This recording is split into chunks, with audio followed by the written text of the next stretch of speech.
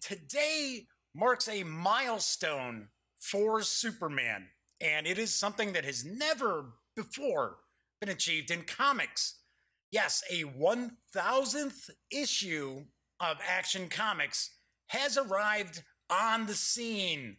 That's right, the big 1000 is now in your friendly comic book store. So, are you a fan of the Man of Steel, and is Supes, well, super in your book? Or do you think the character is simply an overgrown Boy Scout and rather limited in scope? I don't know. I don't have a clue as your preferred flavor of superhero. But I do have a clue about one thing, and that is the Daily Dope is in the air.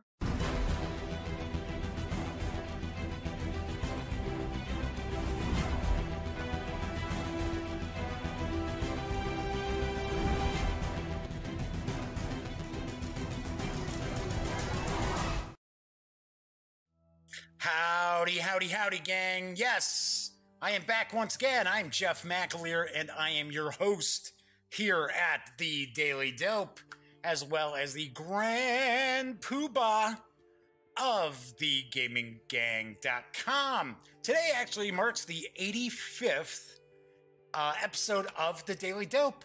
Kind of cool, kind of cool. We're getting close to 100. Not too shabby, not too shabby.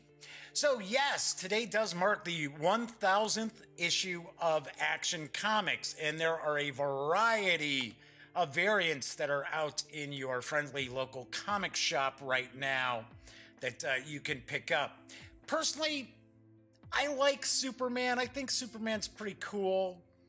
He's not my favorite DC superhero. I have to admit, I am kind of a Marvel fan overall, always have been. But I am not like my brother Greg, who kind of poo-poos DC. I like quite a few of the DC characters, and I gotta admit, Batman's my guy over on DC. Still dig Superman. I like Superman. I like some of the stuff like Grant Morrison when he did All-Star Superman. I thought that was a phenomenal take on the character. So it's cool to see Superman hitting 1000.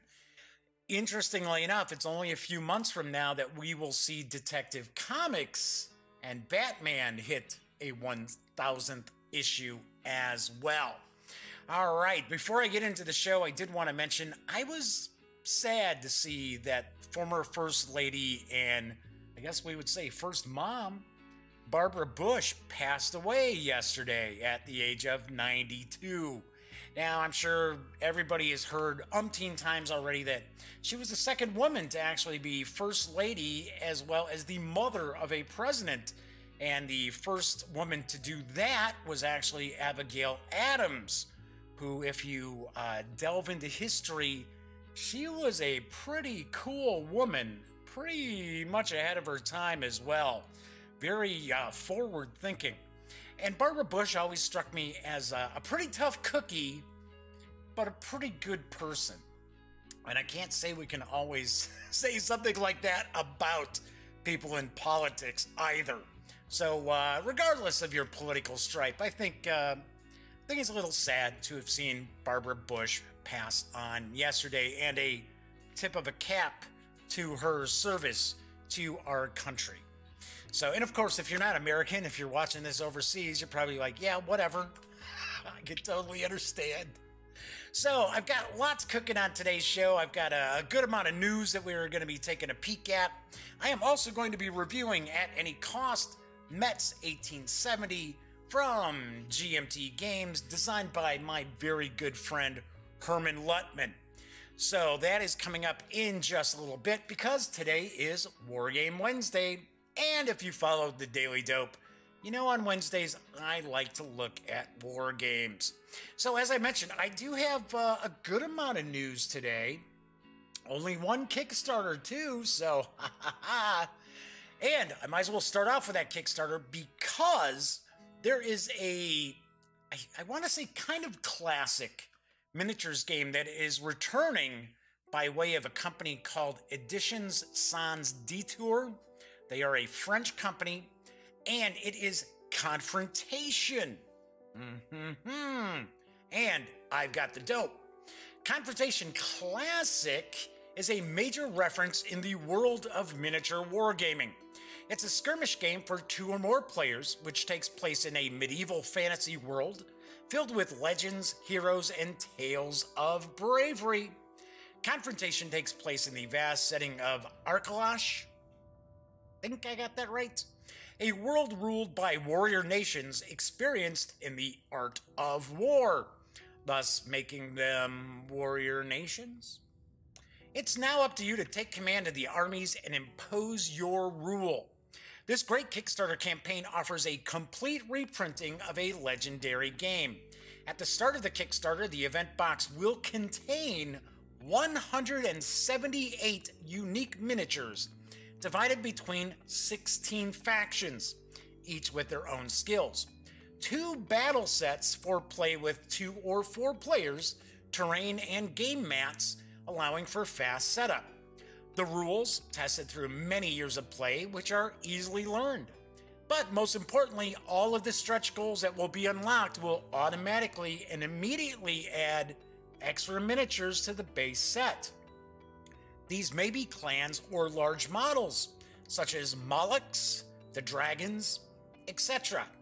By backing now on Kickstarter, you're guaranteed to get the complete edition of Confrontation Classic, meaning the 178 miniatures from the launch and all of these stretch goals which are unlocked. The event box will be available in stores. However, it doesn't seem reasonable to us to offer it to stores with all of the unlocked stretch goals, as in that situation we'd be getting about 30% of the final sale, which, to turn a profit on this production, would mean selling it for roughly $1,200 or more, depending on how many stretch goals are unlocked. The complete offer you can enjoy through Kickstarter is thus an exclusive.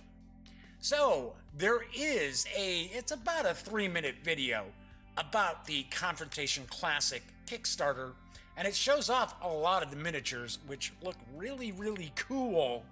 So let's kick back and take a peek.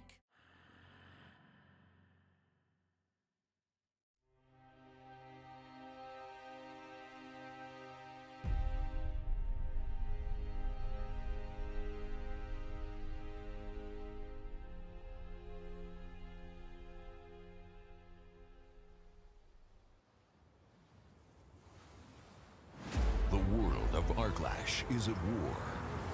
16 nations vie for dominance. It's up to you to take command. Confrontation Classic, the return of the greatest miniature-based skirmish game.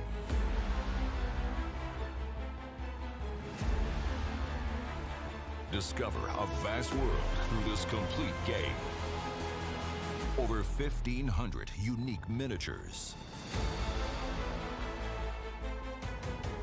Choose your army from among 16 factions.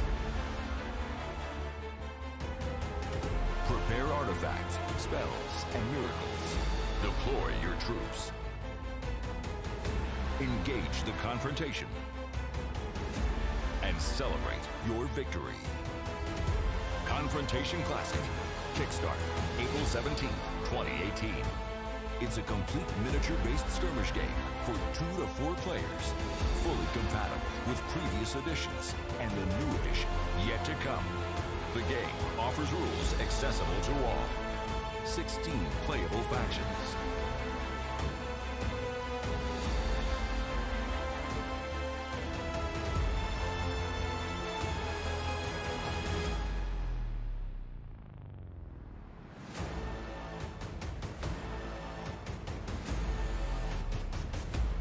The Kickstarter begins with 178 unique miniatures.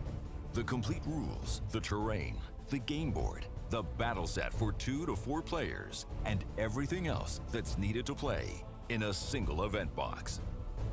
And throughout the entire Kickstarter campaign, unlock stretch goals for even more miniatures. On launch day, take part in the Early Bird Legend, an exceptional early bird to be discovered on the Confrontation Facebook page and on Kickstarter. Also, before and during the campaign, become a bounty hunter, and get exclusive bonuses. Discover more before the campaign on the Confrontation Facebook page and on Kickstarter. Confrontation Classic. Join the community of the legendary skirmish game.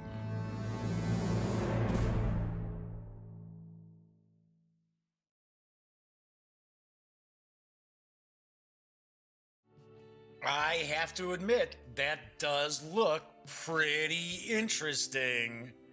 I have to point out that this is a Kickstarter campaign coming from a company that is in France.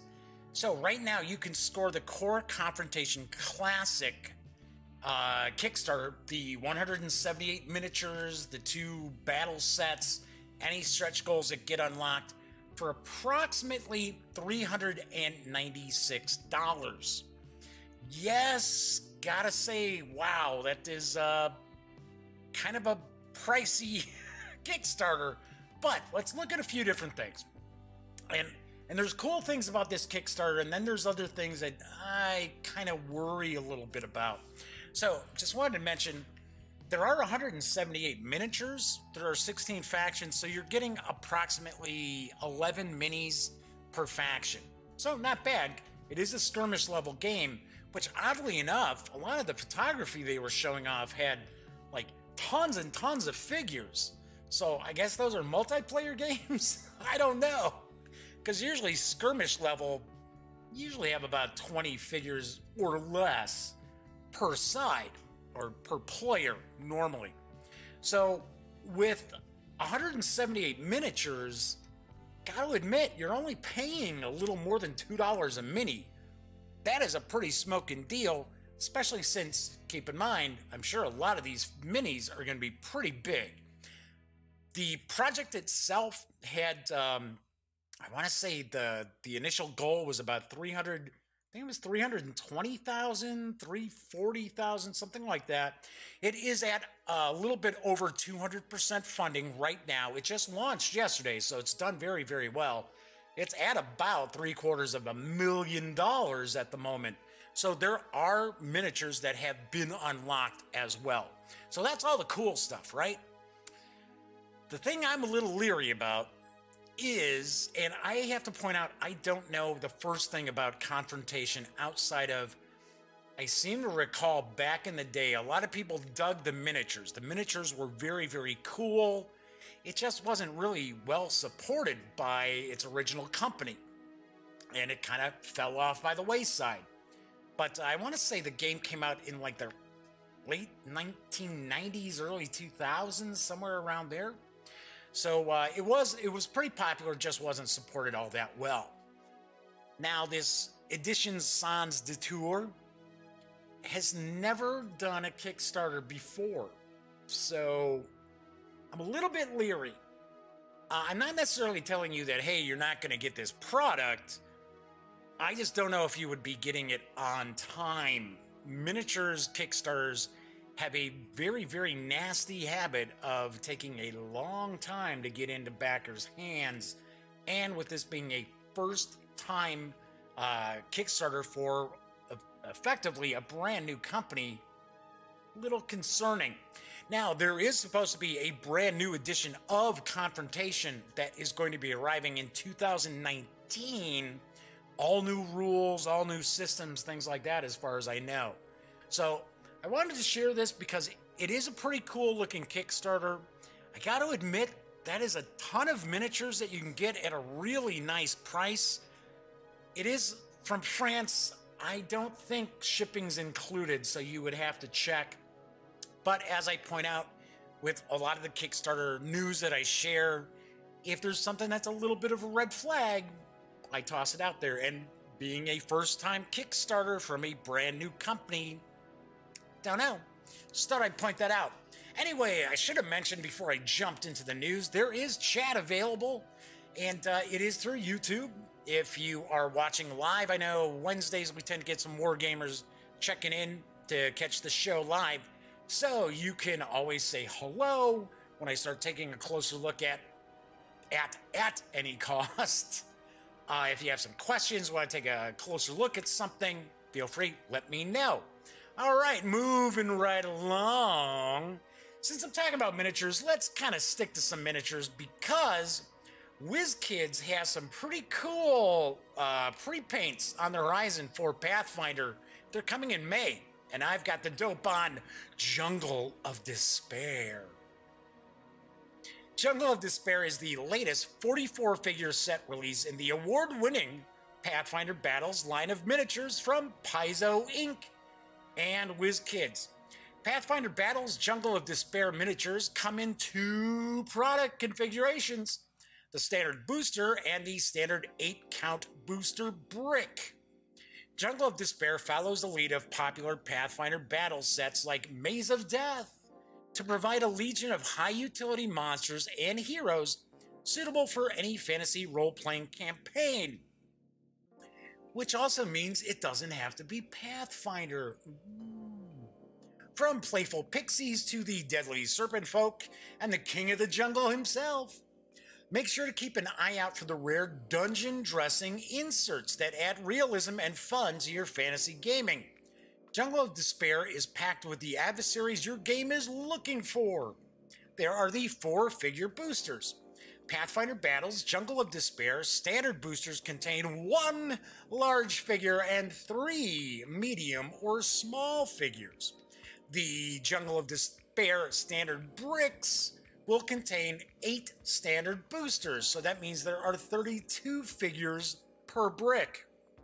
The MSRP for a brick is $127.92, and for the single 4-figure booster, it's $15.99, and these will start hitting stores in May. I have to say, and I wish I had bigger images that I could have shared with you, because for some reason, WizKids was sharing some pretty small images of all the various miniatures. I gotta say, the pre-paints from WizKids are pretty cool. Especially when you're looking at the pre-paints for D&D and Pathfinder, as opposed to, say, HeroClix. The pre-paints for D&D and Pathfinder tend to be a little more expensive, excuse me, than HeroClix because they have much better detail. And of course, you know, always touch them up a little bit, do a little shading if you want to, make them pop a little more. But pretty cool, pretty cool. So I'd love to see some of this stuff. But as I pointed out before, WizKids is pretty much impossible to get review stuff from. Anywho, moving right along. Hey, I'm talking about a GMT game in a little bit, doing my review. So, it's Wargame Wednesday. Let's talk a little bit about Wargames. And there is another game that's on the horizon from GMT. And I'm pretty certain we'll see it in May. Not positive, because there was that little hiccup for the printers that kind of pushed releases back a little bit from GMT.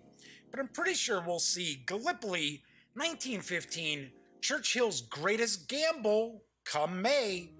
And I've got the dope. On April 25th, 1915, Winston Churchill, First Lord of the Admiralty, launched a hastily assembled force of British, Australian, New Zealand, and French troops against the Turkish defenses on the Gallipoli Peninsula. Their goal was to capture the forts that guarded the Dardanelles. With that achieved, the British and French fleets would sail to Constantinople, topple the Ottoman government, and open up a supply line to Russia. So they hoped. Gallipoli 1915, Churchill's Greatest Gamble, realistically covers the first 3 days of the campaign, a time of wild maneuver, of decisive attacks, parried by the timely arrival of reinforcements, and the onset of trench warfare. Speed, but not reckless haste, is the key to success. The map covers the entire peninsula from north of Anzac Cove to Cape Helles, based on the 1922 British Ordnance Survey. Players can choose to land at the historical beaches or create their own plans. The game system emphasizes command and control. Players command by brigade and regiment. To be successful, A player must plan for the eventual exhaustion of their troops, rotating them out of line to rest and recover stragglers. The result is an accurate modeling of the tempo of these battles. Infantry combat is ranged rifle and machine gun fire, culminating in close assault. Artillery is powerful but ultimately limited. Shrapnel from the standard field Shrapnel from the standard field guns, Jeff, is deadly against troops in the open, but only the rare howitzers firing high-angle, high-explosive can deal with trenches. There are 2 single map scenarios, Anzac Cove and Cape Helles, which are 8 to 30 game turns, so 4 to 15 hours. And I'm talking about 4 to 15 hours, I believe, to play? Maybe. There are also 2 full map scenarios of 16 to 30 game turns, which will take 16 to 30 hours. And I believe GMT is saying that that's the game time. That is not necessarily the time being simulated. According to GMT, this is a medium complexity war game for 2 to 4 players, and the P500 price, which I believe you can still get Gallipoli 1915 for, is $69, with an eventual MSRP of $105. So if you can still get on board and pre-order Gallipoli 1915 for $69, that's a pretty sweet deal.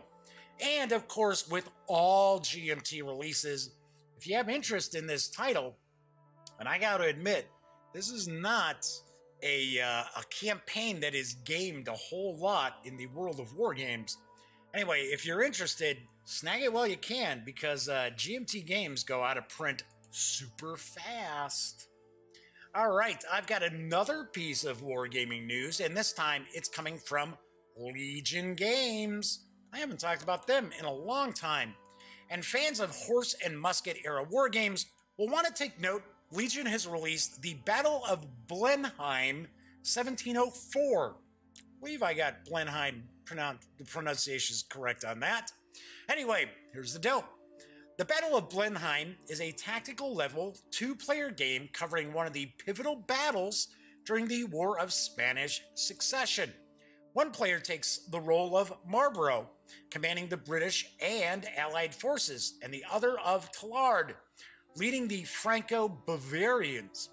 At Blenheim, Marlborough found himself confronting a superior Franco-Bavarian force in a strong defensive position. Like Hannibal's great victory at Cannae, Blenheim was won by the successful implementation of a bold and imaginative plan. The flanks of the Franco-Bavarian forces were pinned by furious attacks at unfavorable odds, which denuded their center of troops redeployed to buttress the hard-pressed wings. Then Marlborough released his cavalry to smash what was left of the Franco-Bavarian center and cleave Tallard's army into 2. The threat that Louis XIV's France would come to dominate Europe was over. The 7-hex system, the SHS, derives its name from the map, which is divided into areas comprised of 7 hexes, which enables the player to adopt various positions within an area to reflect different tactical formations, thereby making it more likely that an attack will succeed or defending units will stand firm. The SHS incorporates several unique features intended to replicate in a simple and intuitive way the options available to a commander, i.e. the wargamer, of a large army. So whilst the commander has complete freedom to devise a plan, and a good deal when positioning units which have yet to encounter the enemy, once battle is joined, the options become increasingly limited, and unforeseen events can play a part in determining the outcome of events, but the commander can still influence these at a tactical level. The key to success is a sound plan with a margin for error, which allows for ill fortune, the shrewd deployment of units so as to be able to implement that plan, and the timely commitment of reserves. Should mention, through April 30th, you can save 25% off the Battle of Blenheim and score the game for $42. After that, the MSRP will jump to $56. So by all means, swing on over to Legion Wargames to check it out. I have to admit, back in the day when I first launched the Gaming Gang, I did get a few Legion games to check out, and that was mainly, I want to say, because I had gone to Consim World Expo, which was out in Tempe, and of course I was living in Mesa, Arizona at the time. But since then, I really haven't seen any Legion stuff. But Legion does some good stuff. They make some pretty cool games, don't get me wrong. Just because I haven't had a chance to see any in the past few years doesn't mean the quality's gone down by any stretch. All right, so for my final news piece, I am always on the lookout to save folks money, and I tend to find a lot of RPG deals. And of course, one of my go-to places to check it out is Bundle of Holding. And of course, Bundle of Holding has a brand new bundle out there to save you money, and it's on Mithras. That's right, Adventurer. The design mechanics return with this all-new Mithras bundle featuring Mithras, the acclaimed new version of one of the greatest fantasy tabletop role-playing games ever published, RuneQuest. Formerly titled RuneQuest 6 and presented in the February 2014 RQ6 bundle, this authoritative edition of the classic skill-based percentile system by Lawrence Whitaker and Pete Nash of the Design Mechanism enjoys a wide range of supplements and adventures featuring sword and sorcery, history and myth, science fiction, and urban horror. This bargain price collection gives you everything you need for a complete campaign of classic dungeon crawling fantasy or mythic history. For just $14.95, you get all 5 titles in the Starter Collection, which carry a retail value of $47, and these are PDF ebooks, including the 304-page Mithras Core Rulebook, 3 adventures, Madness in Other Colors, Zamaxis' Cleansing, and a gift from Shamash. The last one is even science fiction.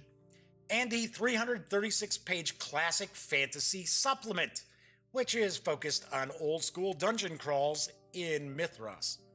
If you pay more than the threshold price of $26.30, you'll level up and also get the entire bonus collection with 7 more titles worth an additional $52, including Mythic Britain and the Mythic Britain Companion, Mythic Rome plus the Mythic Rome maps, and 3 classic fantasy adventures. These Violent Delights, The Terror of Etten Marsh, and The Tomb of the Mad Wizard. Must be my tomb. Keep in mind, 10% of your payment after payment gateway fees will be donated to charity, and this time out, the charity selected by Mithras designers Lawrence Whitaker and Pete Nash is the Electronic Frontier Foundation. So I've got to say that as far as I understand, RuneQuest has gone through all these iterations, right? All these editions. In fact, Chaosium is working on, I want to say it's a new edition of RuneQuest, but it builds on 2nd edition RuneQuest, or maybe it is 2nd edition RuneQuest. Can't really tell you. But I do want to point out, I always thought RuneQuest was awesome. And Call of Cthulhu is really kind of built on the whole RuneQuest engine, which became, for the most part, basic role-playing from Chaosium. So I have always heard good stuff about Mithras, and it is a fairly new system. It's only a few years old. So pretty cool, although I honestly don't know what the difference between, say, 5th edition RuneQuest and 6th edition RuneQuest would be, outside of, I know that 6th edition RuneQuest really doesn't cover Glorantha, you know, Greg Stafford's setting, his wonderful world that originated with the original RuneQuest. So I think that might be the only thing. Don't know. I have no idea. But Mithras is more of kind of a generic system that you can plug in various different genres to. So pretty cool deal going on from Bundle of Holding. And this just started yesterday. So you've got usually do them for about 3 weeks. So you've got some time to take advantage. All right. So that is it for the news today. Let me grab a sip here. I swear, I would like to see spring arrive in the Chicago area because it is yet to hit. Little warmer today, but not by much. We're like low 40s is our high. Unbelievable. Because I'm getting tired of kind of rotating through the various sweatshirts and hoodies I've got, because it's not like I've got a ton of them. I haven't been back in the Midwest that long. Most of my clothes are still, from Arizona. Got tons of shorts and t-shirts and all this other stuff. So I'd like to see it warm up here so I can start wearing some of my wacky t-shirts and kind of off-the-wall t-shirts and stuff. So anyway, as I mentioned, I'm going to review at any cost Metz 1870. I'm going to get to that in just a few minutes. I've had some stuff coming in on the mailbag. So of course, if you have a question or comment or suggestion, anything like that, you can always email me at mailbag@thegaminggang.com. And a lot of times I'll pick stuff from the mailbag, answer people's questions and stuff. So I have gotten a couple of items recently, but I'm probably going to talk about them tomorrow or Friday, because this review is probably going to go kind of long. Although I am not going to dive into like every last aspect of At Any Cost. But I do want to point out what's coming up on the show for the rest of the week, as well as what's happening early next week. Because I like to kind of give folks a bit of an advance notice of what's going to be on the show. So you can sit there and go, oh, wow, hey, I really want to check out that game. I got to make sure to check out the show on, say, Friday or Monday. Or if you're a wargamer, you head over on Wednesdays to check out the Daily Dope. Because I should be talking about a war game. Anyway, tomorrow's Thursday. Thursday, I like to do RPGs. So I am going to continue looking at just busload of stuff that I got from Ulysses North America. And I am going to actually delve into and dive into the Dark Eye core book, which is this kind of a digest size. This isn't a big hardcover, it's softcover. But it's still like 400 pages and very nice quality, I can tell right off the bat. So we're going to look at that tomorrow, so that's going to be pretty cool. Because I know the other role-playing game that I've been kind of taking a pretty good look at is Torg, which was the old West End Games role-playing game about the various different alternate like reality cosms that invade Earth, which is actually very cool. I'll have a review of that. I believe we're going to review it next week. But a lot of people were saying, hey, you know what? I really want to check out the Dark Eye. I've always been interested. Don't know really much about it. So we're going to talk about that tomorrow. Then on Friday, hey, I actually remembered to bring it downstairs with me. It was still upstairs. Because it is Family Fun Friday, I'm actually going to take a look at Monopoly Gamer Mario Kart. Yep, from Hasbro. And take a look at the back here. This is kind of a Monopoly / racing game. So, I don't know. The folks at Hasbro were kind enough to send this to me. And I gotta admit, outside of like, say, Wizards of the Coast stuff, and it's usually just D&D, Hasbro almost never sends me anything. So I thought that was very cool that they asked if I wanted to take a peek at it. And it's for ages 8 and up, so yes. I mean, yes, of course. I know I rip on Monopoly and things like that, but this looks kind of different. Looks a little different. So that is going to be on Friday. On Monday, I am going to take a peek at, this is going to be coming to Kickstarter. It's going to be the second edition of Block by Block. And this is a game of, like, insurrection, like rioting in a city. It's pretty wild. This is a special preview box that I received, and it's going to be coming to Kickstarter, so we're going to take a look at that. Then on Tuesday, I am going to review Thunderstone Quest. So I did not bring it downstairs with me because it is a huge cube. So if you've seen the unboxing that I did of it, I mean, it is a big cube, and I swear it weighs, I don't know, like 12, 13 pounds. It is really, really big. So That is what's going on. The next Wednesday, I don't know. I don't know. Maybe I'll take a look at another classic game, or maybe I'll bust something out. All depends. All depends on what's going on this weekend too. If I can get some gaming in of some of the war games that I've got. Because, and I will mention, it was pretty tough to get at any cost played enough so that I can do any kind of review. And I'll talk about that in just a sec. So, I am going to be reviewing, yes, at any cost, Metz 1870. So I've got one of my little slides set up here. So I do want to point out that, as mentioned previously, at any cost, Metz 1870 is from GMT Games. It's designed by my good friend, Herman Luttman, and I am giving you full disclosure. Yes, Herman is a very, very good friend of mine, one of my favorite people in the industry, and yeah, I know, because I'm a full disclosure sort of person, and I'll discuss other full disclosure kind of things as I do the review.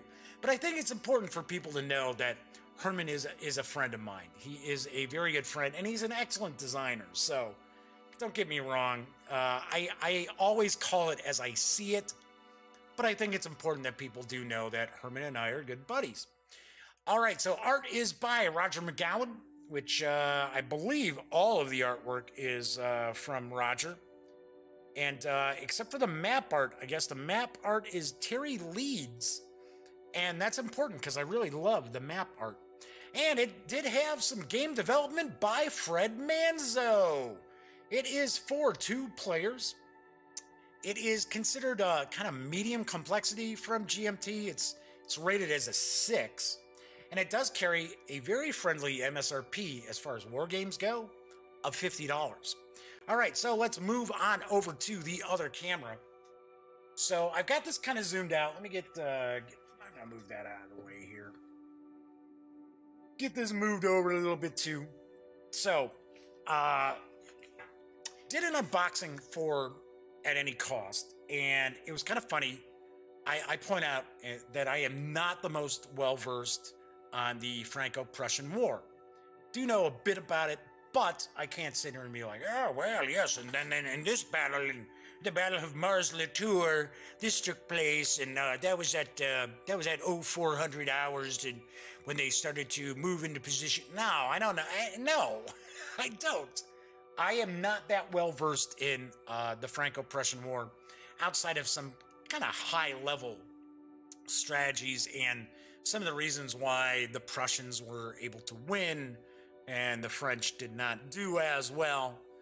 But so anyway, so I have played Herman Luttman's Mars-le-Tour game, which this does share some similarities, I seem to recall, although this is much more in depth. There's a lot more cooking under the hood than in the Mars-le-Tour game that was released. I'm trying to remember who that was from.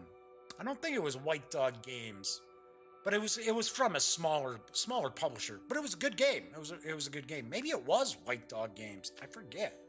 Anyway, so taking a look here, we got the rules of play, and I want to point out the rules here are pretty densely packed. There is a lot going on. Okay, so here's the first thing that I encountered with playing At Any Cost, and that was getting it to the table, right? So my gang is not like really big war gamers. Now my nephew Cameron is really into history. At this moment he's especially into World War II, but he likes a lot of other history as well. But that doesn't necessarily translate into him being a big war gamer. And some war games that are more traditional, which in some ways At Any Cost is fairly traditional, and then in other ways it's got a lot of kind of modern mechanisms to it that are very cool. But when we're talking like kind of really in-depth sort of war games, my nephew Cameron is a little lost, and that's not a knock on him. It's just that he hasn't played a lot of different war games, and I'm trying to introduce him into some kind of like starter games almost. Excuse me. So for an example, Knight of Man. He really, really likes Knight of Man. Well, that's kind of an intro war game. Granted, yeah, it's science fiction, but it does have quite a few different kind of core war game concepts to it. So anyway, so I was able to get Cameron to the table to play this a couple of times.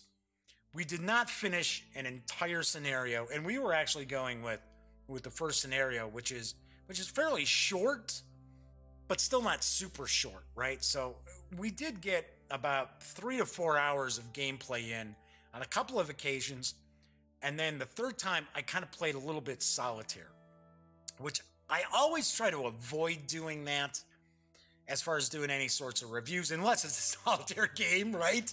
Or it's got solitaire rules and things like that. So once again, in full disclosure, I did not have an opportunity to play any of the scenarios at any cost to full completion. But we did invest, I invested about 13 hours into playing it. So that I wanted to kind of get out of the way. And as far as my review score, that is completely based on my playing the game, not on Cameron playing the game, because he kind of liked it, kind of had a hard time wrapping his head around certain things, and, excuse my French, but both times we played it, I was basically handing his ass to him, and I was playing the French. So that really says something, right? So anyway, so I want to point out, so we've got the rules here, and the rules are not super, super long. This isn't like 100 pages of rules. This isn't like, some of the old Avalon Hill or SPI games, or even some GMT games have really long rule books. But it is pretty dense. There is a lot of info in the rule book, and there are quite a few different rules that don't come into play a lot regarding specific units. So just kind of page through here real quick. You know how sometimes, and I'm not saying there aren't any images in this rule book, but sometimes in GMT rulebooks we get a lot of examples of play, we get a lot of images, things like that. Here we really don't, not in the rulebook itself. And I want to say I believe it's like 28 pages. Is it 28? Yeah, there we go, 28. But I will point out, like the last 4.5 pages are an example of play. So that's pretty cool. I appreciated that. And Herman Luttman doesn't design like poorly assembled mechanics. His games are normally pretty tight as far as, and the thing about Herman is Herman designs all different kinds of games. So as far as I understand, Herman knows quite a bit about the Franco-Prussian War. That's why he's got the 2 different game designs that take place during the Franco-Prussian War. But he's also designed Dawn of the Zeds, which is one of my all-time favorite solitaire games. It's a zombie game, and it's crazy off the wall. He's got his I almost want to say Space Marines games, but I guess you can't really say Space Marines. I can say Space Marines. Games Workshop's not going to come beat me up for saying Space Marines. But that's through Tiny Epic, or not Tiny Epic. It's from Tiny Battle Publishing, and there's a series of 3 games. He did 2 of the designs, and they're just wacky, kind of like totally off the wall science fiction, kind of retro sci-fi war games. Then he's got Dead Reckoning, which is kind of a large scale kind of zombie game, which you don't see much of. And then of course Herman's done quite a lot of historical games. So, and he's worked with all different companies. So Herman is very, very versatile. So that's one thing I want to point out. Really, really versatile designer. And I think there was like one one of his designs that I've reviewed, and I have designed a vast majority of Herman Lettman's games. I think there was one that I was sort of like, yeah, it was okay. And really the main knock about it was, and it was a baseball game he did for Victory Point Games. And it was kind of cool, but it didn't have a lot of teams. That was kind of my sort of, But it was still a very, very interesting game. Right, so then we got a playbook. And I got to always give it up to GMT, because GMT just, whenever they include a playbook, they're awesome, because not only is it going to have your scenarios in here, and there are quite a few scenarios, amazingly enough, for at any cost, because you've got the option to just play like one day or an entire campaign, or even actually a couple of campaign scenarios in it. So we've got the scenario, going to show us the setup, the forces involved, reinforcements, special scenario rules, the victory conditions, and of course, we'll get some images of the starting positions. So we've got the Afternoon Crisis, which is what we were playing. There's Twilight of the Guards. This is also another small battle scenario. We've got a Day of Battle, which is now a full battle scenario. So this is going to be a much longer scenario. So this is the entire Battle of Mars-Latour. Then we've got a Bloody Thursday, another full battle. And this is the Battle of, and I know I'm going to mispronounce this, but Gravelo Saint-Pivet, I think it is. I don't know. Told you, I'm not all that up on Franco-Prussian War history. And everybody who watches the show knows I treat English like a second language. So good luck in what I'm trying to pronounce words from or locations from other places around the world. Then we got the campaign scenario, A Beckoning Victory, and then we got another campaign scenario, which is, I think it'll cost what it will. Yep, it will cost what it will. So this is the entire campaign. So this is something you're not going to sit down and play that in a day. I can tell you that right now. Then we've got some pretty extensive designer notes from Herman. So very, very cool. Very, very nicely done. So, like I said, I always love the playbook because it always gives you a lot of background on the history behind the game, and you get like the designer notes that aren't just like, yo, here's a paragraph. Yeah, I like the subject matter, so I made a game. Thanks for buying the game, Joe. No, you get some detailed stuff, so that's pretty cool. All right, so let's start taking a look at the game itself. Components are really nice. It's got a paper map. Of course, I'm not a huge paper map guy. I know other people are. A lot of people really dig the paper map because then they take a piece of like plexiglass or glass and lay it down. I don't have that. With my luck, it would get smashed. It would get broken. It would get broken so easily. But this is a pretty nice paper map. Because space is always at a premium here.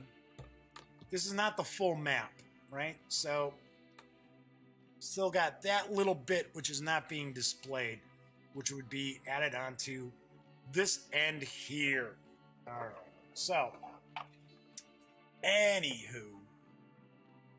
So, I like the map, and I definitely dig the map art. The artwork that was utilized, the style that's utilized for this map really does remind me of the sort of maps that, say, you would see during, like, the American Civil War, which, of course, the Franco-Prussian War takes place just about 5 years after the conclusion of the American Civil War.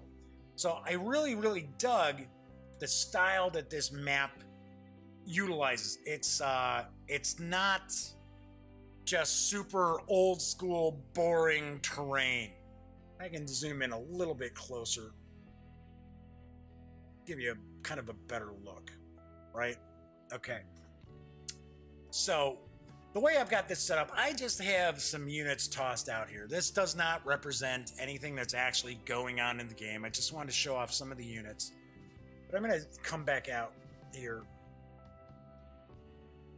because on the map itself, you are going to have a sequence of play area here. So that's going to tell you the sequence of play for the game. You've got the day tracker. So if you're playing one of the campaign games, it's going to take place over multiple days. So you got that area here. Then you got the game turns, and the game turns are usually about an hour in length, except for the evening and early morning. So you got dawn day turn, I should say dawn game turn, all the way to dusk. Then you've got evening and deep night. So I just happen to toss these markers out here for the first scenario, the afternoon battle scenario. Okay. And the game does utilize 10-sided dice. You're going to notice we got different colored dice here because each player is actually going to roll dice when they're in combat. A lot of times you're rolling two 10-sided dice. One is kind of your hit, and the other is actually a morale die for your opponent that you're attacking. So it's pretty wild that the attacker actually rolls the morale for the defender at the same time. So anyway, so let's zoom in a little bit so we can kind of take a look at some of these units. All right, and I will hold these up as well. So I also want to point out we've got some really nice, let's zoom back up a little. Got these really nice player aids, and each player is going to have they're going to have more than one aid. Okay, so here we're talking about show a day of battle, Bloody Thursday. It will cost what it will. Twilight of the Guards, the Afternoon Crisis, and a Beckoning Victory. So depending on the scenario that you've got, so for an example, the Afternoon Crisis, right? We're going to have the scenario details here, victory determination, going to tell us the victory levels. And when we start getting into, say for an example, it will cost what it will, start getting into some more details. We get more scenario details, more victory determination, daily goals, and victory point awards. That's pretty cool. We've got the French command event tables, or tracks, I should say, Prussian command tracks, French victory point track. So when we start getting into the more detailed, the longer scenarios, you're gonna have a lot more going on your scenario card here. So as I mentioned, we were playing the Afternoon Crisis. So in the Afternoon Crisis, you're basically looking to control different towns.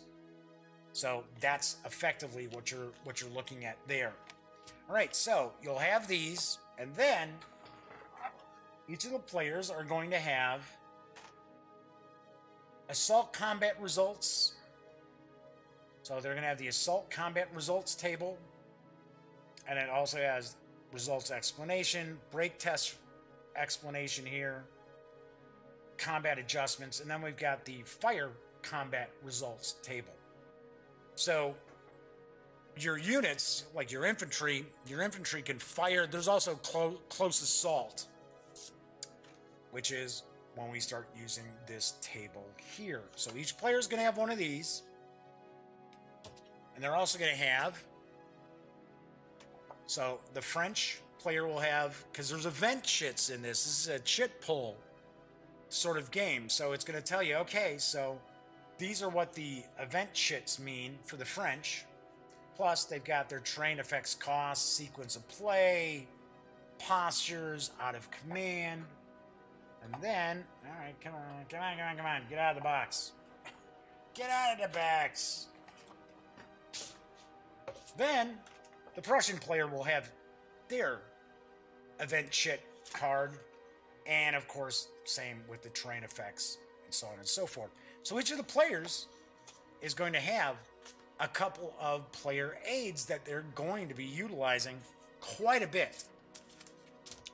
So it's important to keep note that there's quite a bit going on in this game. There really is. And that's what I had mentioned before. Strangely enough, GMT has this marked as a complexity 6 game. I don't know. I gotta be honest. And it seems that for some reason, GMT marks a lot of their games kind of complexity like 5 and 6.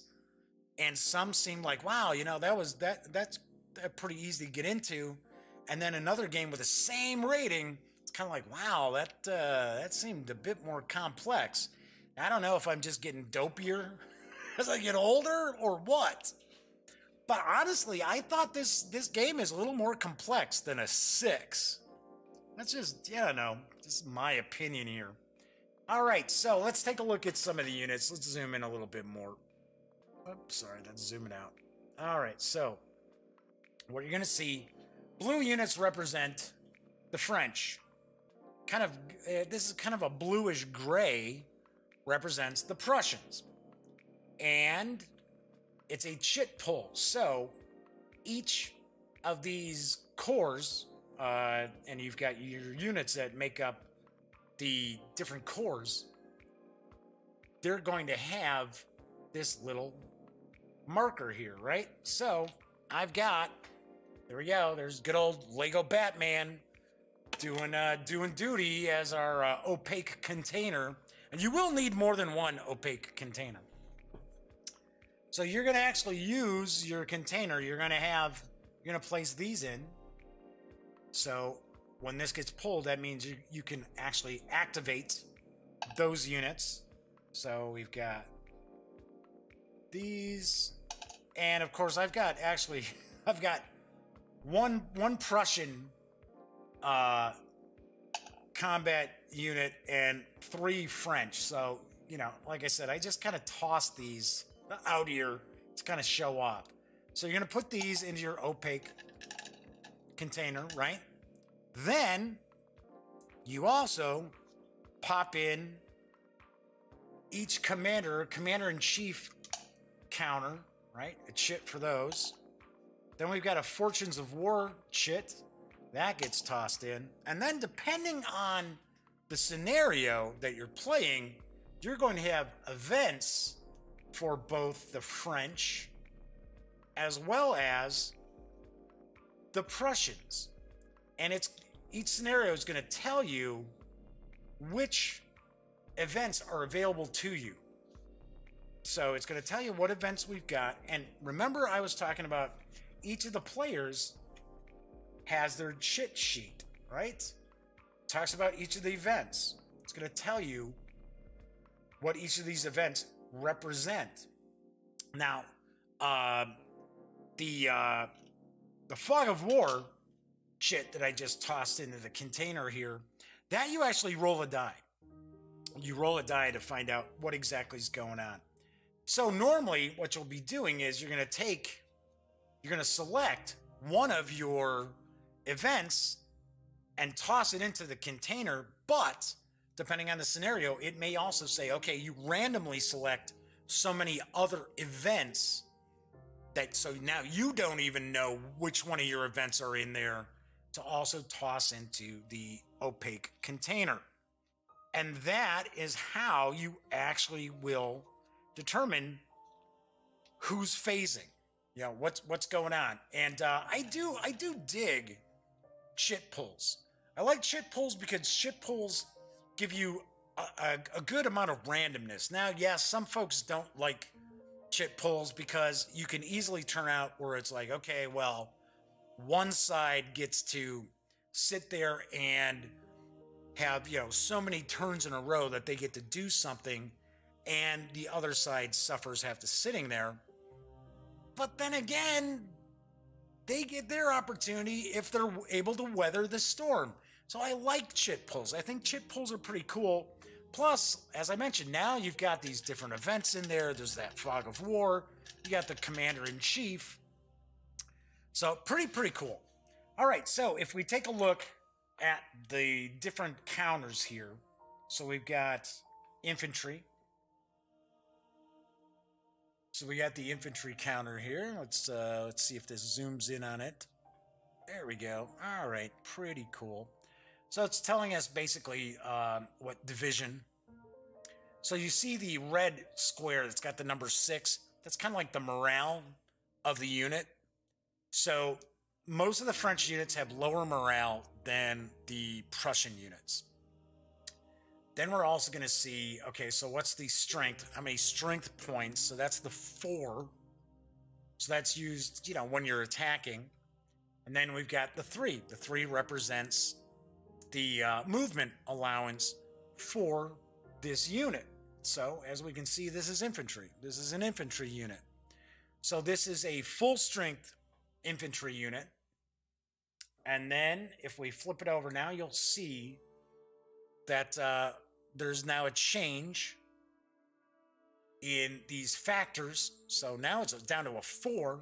We get a 2 and a 2.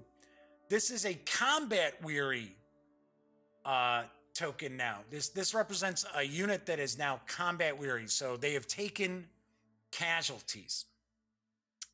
So that is how that works. Everything's got a 2-step. So there we've got the infantry. Then we've got cavalry, and there are 3 classifications of cavalry in this game. So you've got light cavalry, medium cavalry, as well as heavy cavalry. And one of the interesting aspects of the Franco-Prussian War that I recall is there's still a lot of kind of horse and musket tactics being utilized. But on the flip side, you're also seeing a lot of things that would come into play in World War I taking place during the Franco-Prussian War. Plus, I mean, you like trench warfare. You started seeing trench warfare in the American Civil War. So anyway, so this is, as an example, so this is a cavalry unit. And that is full strength. And then flip it on over, and that's going to show the cavalry unit that is, all right, come on, let's focus in here. There we go. Kind of battle weary. Then we've got artillery. Got artillery units. And one thing that I thought is pretty cool about the way the game is set up is the various advantages and disadvantages that both the French as well as the Prussians had are kind of built into the game. So it's pretty cool. So like the Prussians have better artillery than the French. The Prussians have more, their morale is higher. It's harder for them to kind of break. Whereas like the French infantry have better firearms. So that's taken into account.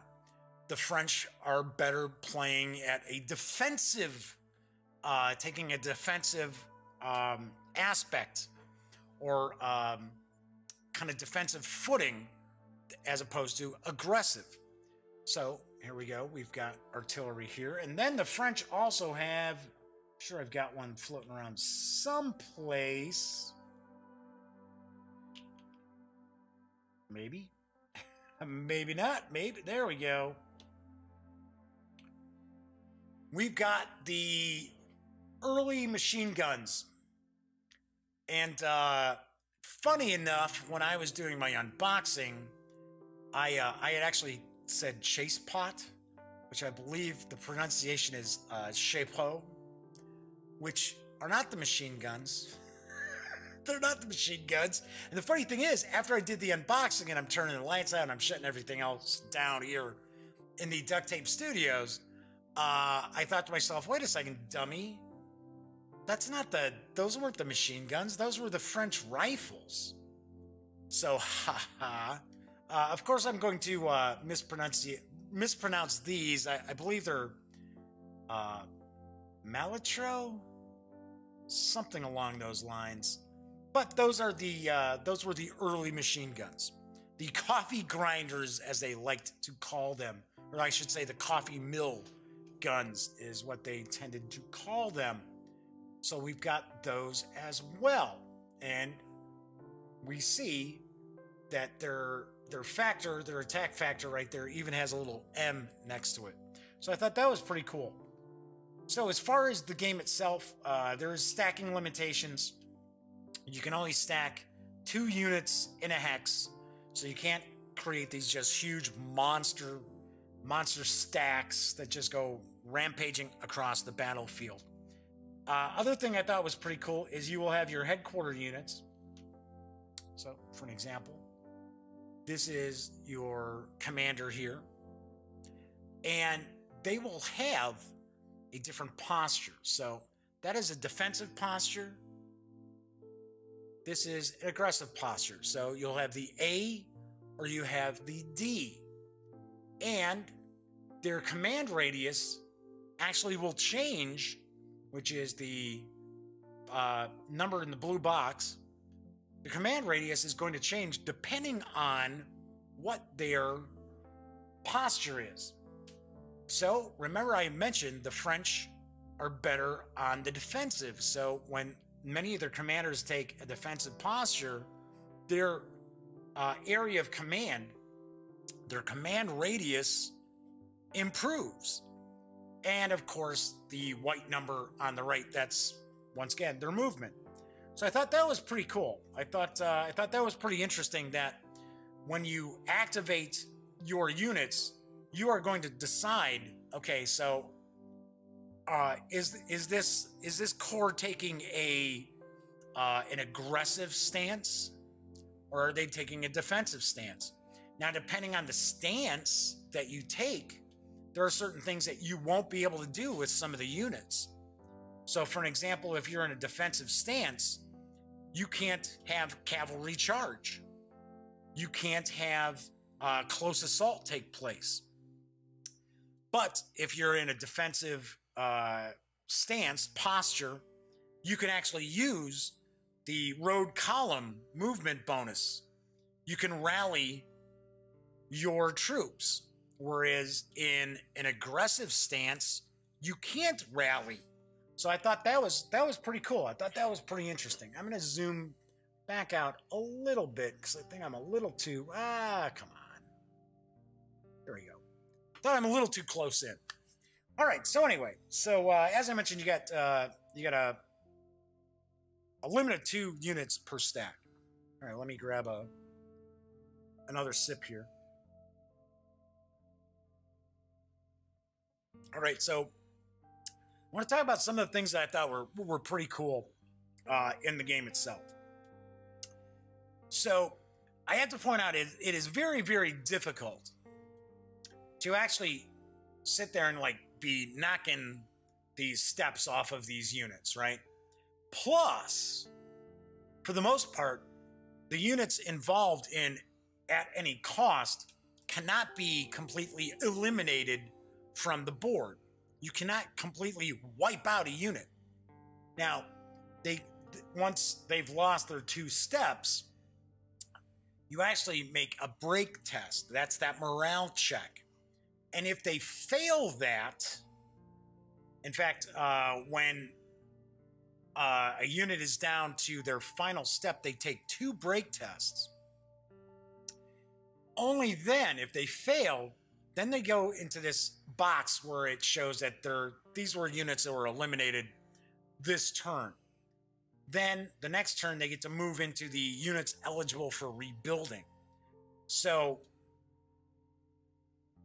I should point out, granted, it's tough to completely wipe out a unit. Some detachments you can. Most of the regular units you cannot. But that doesn't mean that the other player is going to be able to rebuild those units. So those units may never actually return to the battle. So it's important to point that out. So what happens is, with your combat results table, zoom back out a little more.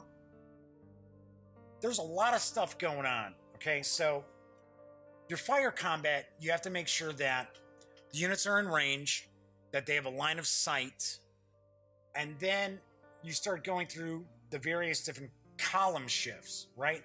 So you're going to look at the strength points firing. So let's say we've got a unit, they've got 5 strength points. So we'll look at the 5 strength points. Even with 5 strength points, we're not seeing a CH. A CH is like a combat hit, that a casualty hit. That's when you would lose a step from one of the units.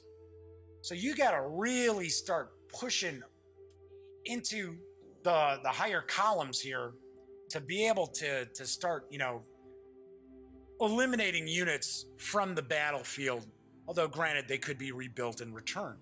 So a lot of times what's going on is you're going to see that the unit, the target is going to take a morale test. And you'll see sometimes there's like a plus, right? So that plus is going to be added to the die roll. So what'll happen is, so let's say for an example, this infantry unit has to take a morale test, right? So remember, I had mentioned the attackers roll in the 2 dice. So one of the dice, and of course zeros are 10s. Zeros are counted as 10s in this. So one of the dice is actually your combat result, right? The other die you're rolling is actually the morale. So it's possible that you could roll, let's say we've got that 5 attack strength attacking this infantry unit here, which has the morale value of a 6. It's going to say, oh, okay, so we got an 8. It says, oh, morale plus 2. Sweet. So we got the 8, right? That's our red die. Well, we're going to add 2 to that, so it's going to make it a 5. Yeah, well, he's going to pass that test. So, really doesn't do anything. So, I thought it was pretty cool that you can't just sit there and be like blown away these divisions, just completely wiping them out piecemeal. Assault combat, a little bit different, a little easier to knock off steps from the units. But then again, keep in mind, you're in assault combat. The attacker can easily start losing steps too and making morale tests and stuff like that. So I thought that was very cool. So what'll happen, let's say this unit did not pass their morale, right? Okay, so then they get a shaken counter. And the shaken counter is going to subtract 1 from their strength, and it's going to subtract 1 from their test. Let's say they take another morale test and they miss that, right? So now they're disrupted. Now they're in pretty bad shape. So what if they have to take another morale test and they're already disrupted? Well, if you fail that, then they're going to lose a step. Now, you can look at it that they're not necessarily suffering casualties or fatal casualties, but it's more like the troops are starting to kind of melt away. They're kind of like, oh man, we got to skedaddle. We got to get out of here. And once again, as I pointed out before, once you get them down to that kind of combat weary status, it is kind of tough to get them completely removed. So I thought that was kind of cool. So then there's also, anytime you roll doubles on your attack roll, you end up low on ammo. So it's like, oh man, we just, now we're low on ammo. And that gives you a shift. So now you have to shift in your fire combat results. So you got all these column shifts here that you gotta kind of pay attention to, right? But you also have to look at when like you're low. So you could be sitting here like an 8, 9, right? Wow, that's pretty good. Well, now, crap, you're low on ammo. Boom. Now you're all the way down to the 5. So I thought the low on ammo was pretty cool. And then, of course, you have to go and get more ammo. Then you can also get to the point where your ammunition is being rationed. So you get ration ammo. That really stinks. That really stinks. All right, so you got that. So then, of course, you've got different works. Got entrenchments that a lot of times the French are entrenched or they're in battle works.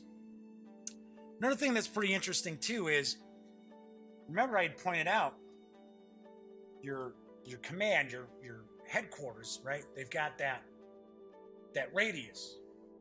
Well, you can find units end up being out of command.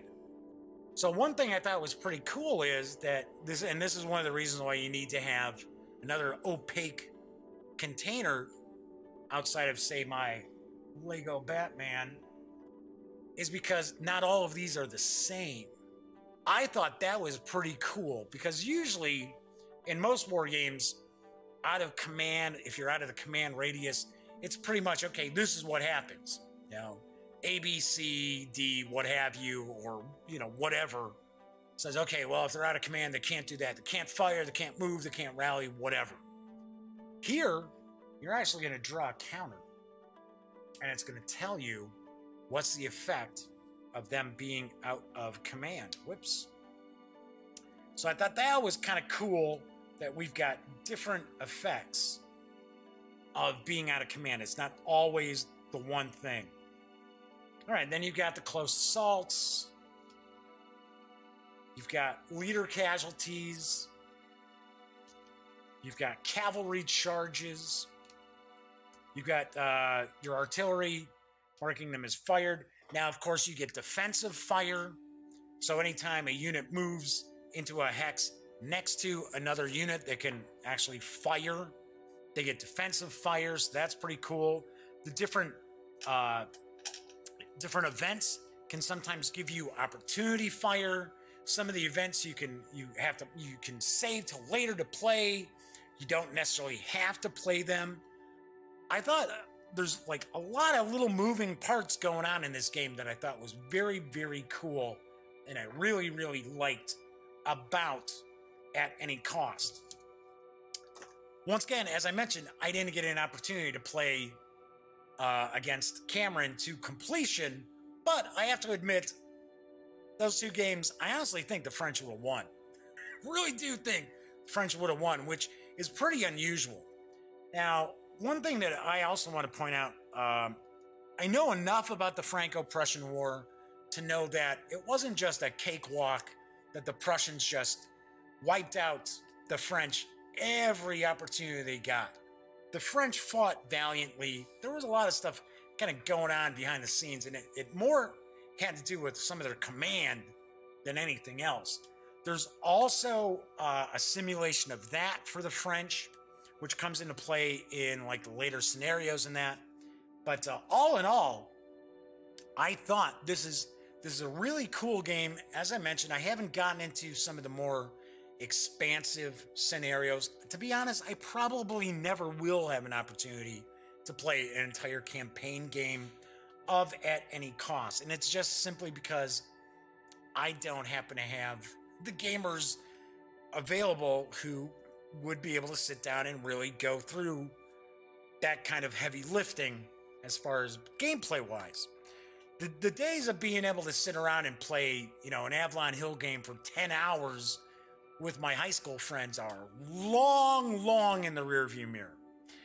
Anyway, so I have to admit, even though I did not get an opportunity to take At Any Cost out for a really long drive with any of the campaign games, I did really like what was going on in the smaller scenarios, the easier scenarios to get into. Really, really liked it. I like the fact that there's still chaos. Herman Lettman likes to design some chaos into his games, so it's not always just, oh, you go, I go, you go. Oh, this is always the same thing. Oh, it's always going to kind of play out the same way. Now, granted, there are not like event cards or anything like that in At Any Cost, which usually the event cards are kind of what Herman turns to for a lot of his chaos, a lot of his randomness. But we still do have those various different event shits. So there's a little bit of randomness there that's added into it. Really, really like the fact that Herman loves to design that into a game. So I can tell you right now, there is absolutely no way, no two games, no two scenarios of At Any Cost are going to play the same way. They just simply will not. Thought that's very, very cool. I like the chit activation. I dig that as well. So all in all, from what I have played of At Any Cost, I really dig it, really enjoy it.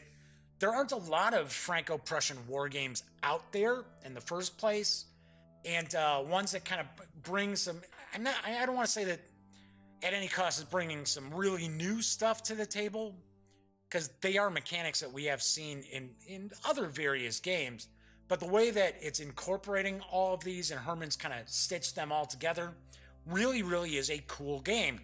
So I have to give At Any Cost a 9 out of 10 and include a little bit of a caveat saying that I did not get an opportunity to play the campaign games, but they look really, really cool. But I do give At Any Cost a solid 9 for some of the smaller scenarios.